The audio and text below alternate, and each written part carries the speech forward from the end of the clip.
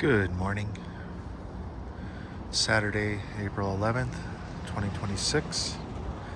Wanted to show you around my Zone 6, Denver, Colorado food forest. Now I know Zone 6, Zone 5B, Zone 6B, it's a lot of these things are dynamic and changing with our changing climate. But currently where I am located,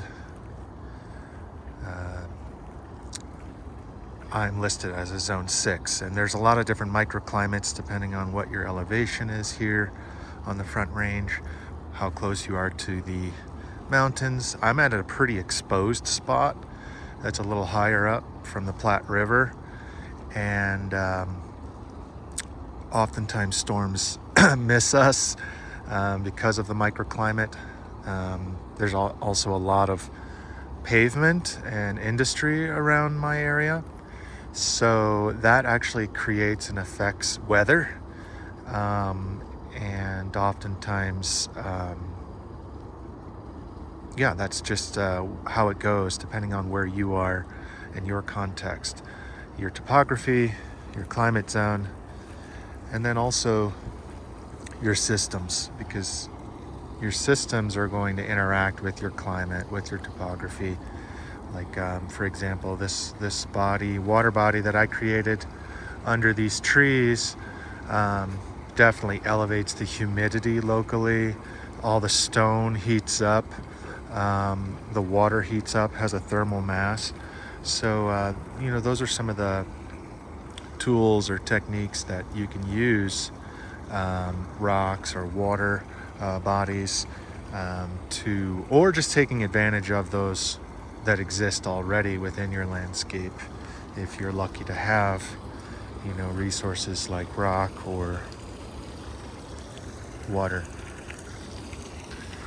But I just wanted to give you a quick little tour. Things are still blooming. Things have been off and on blooming since March, early March this year. Everything flowered a little bit earlier. The apples, though, were able to hold on till later. Right now it's almost mid-April.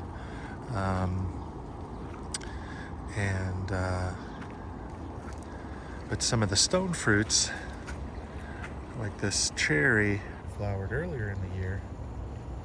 And because it's been so warm, we haven't had many frosts, though we could still have frosts. In our climate, the last frost date is actually in May, and I'm always reticent to declare a harvest this early in the year, because I know that things could happen.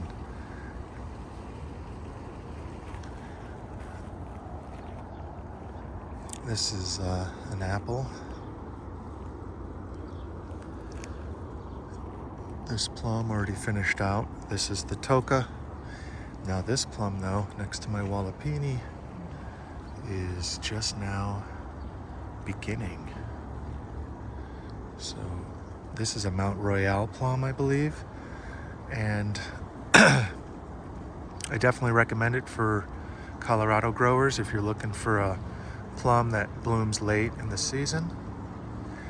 I don't know how much to attribute to the genetics and how much to attribute to the location, because this plant is to the north of my Wallapini and underneath this large ash tree, sort of a microclimate. So I'm wondering, does this tree flower late, both due to its genetics and its location, the expression, the phenotype? This plum, I cut the center lead early on in its life, but I'm allowing some of that center growth now to come and fill in, just to protect the inner part of this tree. And then I also paint my trees with an organic green wash or a white wash to protect that bark as well. Let's see where I cut the center lead, right there. But I love this time of morning. The humidity is high right now. This is my little play area for my daughter, her swing set. I'm going to be removing that sage, that lilac, and this currant, just to give her a little bit more space to interact with. This is one of my apple trees in full bloom, which is very nice.